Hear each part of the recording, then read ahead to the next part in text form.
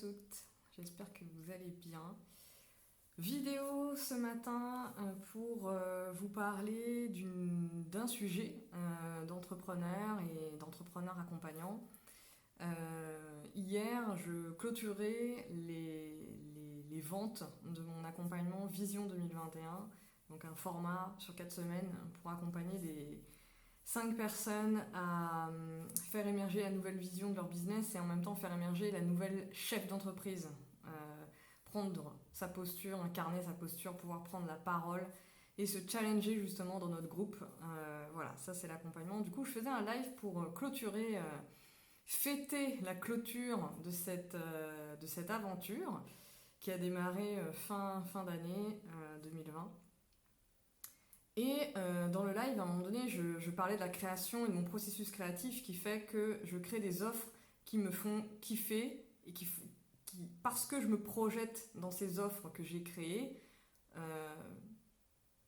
la communication et la vente qui en découlent sont des phases qui sont jouissives carrément parce que, n'ayons pas peur des mots, parce que justement j'ai mis une attention à créer quelque chose qui me fait kiffer. Si j'avais créé quelque chose, et c'est déjà arrivé dans le passé, à vouloir, tout le monde fait ça quand quand on démarre son activité, on s'inspire de ce qui se passe, on regarde ce que font les autres, on se dit que c'est comme ça qu'il faut faire. Bon, moi après 3 ans d'activité, je suis sortie de ça et vraiment cette offre Vision 2021 que j'ai eu du mal en plus à assumer certainement au début. J'ai sorti en plein congé de Noël où je me disais mais personne n'est là, tout le monde s'est barré, ça va pas se vendre. En fait, ça a eu du répondant tout de suite. Et je sais que cette offre est une offre qui me permet moi de faire une transition entre mon année 2020 et mon année 2021. C'est-à-dire qu'en fait, je vends quelque chose qui me permet à moi, entrepreneur, de créer le switch, en fait, le switch que je veux. Donc déjà d'aller vers plus d'accompagnement collectif. Déjà rien que ça dans la symbolique, pour moi, c'était fort. Et en même temps, de combiner tout ce que j'aime faire dans un seul format. Donc l'individuel et le collectif, le coaching business, la stratégie, la numérologie, dans un format avec des accompagnants. Donc voilà, il y a de quoi, pour moi, être excité à l'idée d'en parler, de le faire. Et c'est ça que je voulais vous partager, c'est-à-dire que il y a une des personnes qui regardait le live et qui exprimait que c'était pas évident pour elle, que la création des offres, ça doit d'abord être un kiff pour elle en fait. Elle pense à d'abord servir ses clients, de quoi ont besoin ses clients, tout ce qu'on apprend en marketing, dans les formations en entrepreneuriat, bah oui, le marché, les besoins. C'est un fait, ça existe. Évidemment que c'est important de regarder ce qui se passe. Sauf qu'à partir d'un certain moment où on travaille, on expérimente ce qu'on est en train de faire avec nos clients, on sent à l'intérieur de nous, et notamment quand on est accompagnant, là où c'est fluide, si on peut appeler ça notre zone de génie, mais voilà, notre zone de génie, notre zone de talent, enfin peu importe, là où on est dans le flow, comme un artiste qui fait, qui peint et qui oublie l'heure et le temps, il est dans une forme de flow en fait. Et moi je trouve que c'est très important à un moment donné de rééquilibrer et qu'on ne peut pas être, pour moi c'est l'entrepreneuriat d'avant, c'est-à-dire être au service exclusivement de ses clients et faire des choses parce qu'on nous l'a demandé alors que ça ne nous convient pas.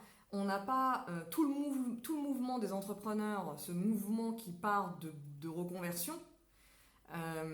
C'est un mouvement où les gens ont eu envie de faire déjà quelque chose qui avait du sens pour eux. Donc on ne devient pas entrepreneur ensuite pour perdre le sens et se retrouver sous l'eau de ses clients. Ça arrive tout le temps. Moi j'entends parler de ça tout le temps, des entrepreneurs qui ont du succès mais qui ne font pas ce qu'ils aiment. Et je trouve ça fou d'avoir fait tout ce chemin, de s'être trouvé, de faire quelque chose qu'on aime et ensuite d'en être pas dégoûté mais presque. Donc être sous l'eau, être saturé, ne même plus savoir gérer son temps, profiter de la vie, etc. Donc ça c'est encore un autre sujet. Mais ce qui m'intéressait dans ce que j'avais envie de vous dire aujourd'hui, c'était plutôt par rapport à la communication et à la vente. Comment communiquer et vendre sur quelque chose dont on n'est pas enthousiaste, dont on n'est pas follement amoureux, j'ai envie de dire, dont on n'est pas vraiment quand on y pense, on se dit waouh, qu'est-ce que c'est c'est génial, j'ai hâte. En plus, comme nous, on communique, les solo-entrepreneurs, on communique, on vend et en plus, on produit notre service, c'est quelque chose d'hyper jouissif en fait. C'est parce que moi, dans mon processus, justement, ce que je voulais vous partager, c'est ce que je crée est un kiff. Quand je communique dessus, je me connecte à cet espace-temps-là. Pour le coup, Vision 2021, c'est un espace-temps de 4 semaines, un accompagnement collectif. Je me connecte à ce qui va se passer. Et en fait, rien que ça me permet d'avoir une énergie pour pouvoir pour pouvoir vous en parler, vous transmettre ça en fait. Au-delà des mots, c'est aussi on le sait, le langage corporel. Donc il y a cet aspect-là, moi, qui est important pour faciliter notre façon de... pour faciliter nos passages à la communication à la vente, parce que je sais qu'il y a beaucoup d'accompagnants pour qui c'est vraiment un challenge, pour qui c'est vraiment difficile de parler de soi, de parler de ce qu'ils font, de parler de leurs offres. Je sais que c'est compliqué. Et j'ai envie vraiment d'amener ce message-là, de vous connecter, de prendre ce temps de vous connecter à ce que vous faites. Ça va générer chez vous voilà, quelque chose de joyeux, quelque chose de pétillant, une émotion positive que vous allez pouvoir embarquer, avec laquelle vous allez pouvoir venir écrire, faire une vidéo, peu importe comment vous allez faire ça, mais du coup nous embarquer avec vous dans votre univers en fait. Et c'est ça qu'on attend, c'est ça qu'on demande. Regardez-vous comment vous achetez les choses d'ailleurs. Ça peut être aussi un bon exercice de regarder comment vous consommez, comment vous achetez. Et, et essayez de justement prendre ce temps avant de communiquer, au lieu de vous dire oui, je communique pour vendre, ou etc., de mettre une espèce de pression là comme ça, de comment je dois faire pour vendre, il me faut 3 techniques. Plutôt de vous dire, de vous connecter à votre offre, à ce que vous faites, à votre produit, et vraiment de le ressentir dans votre corps avant de prendre la parole ou de prendre votre plume. De vraiment prendre ce temps-là, en fait. Si vous faites ça, même si vous faites ça avec un partenaire, de prendre le temps de vous connecter à ça avant peut-être de lui faire un brief, mais vraiment ressentez ce que vous faites, en fait. Et s'il y a des blocages, c'est peut-être parce que ce que vous vendez actuellement, peut-être qui est plus ajusté à vous. C'est aussi peut-être là de se poser des questions. C'est peut-être pas que vous, quand vous vous auto-flagellez en disant oh, je sais pas communiquer, je sais pas vendre. Mais c'est peut-être pas ça, en fait, le souci, c'est peut-être ce que vous vendez. Donc, toutes ces questions-là, je vous invite à vous les poser, à regarder, en fait, à regarder ce que vous créez et à sentir la joie dans vos créations, en fait. C'est vraiment ça. Ça va vous faciliter derrière la rencontre avec l'autre.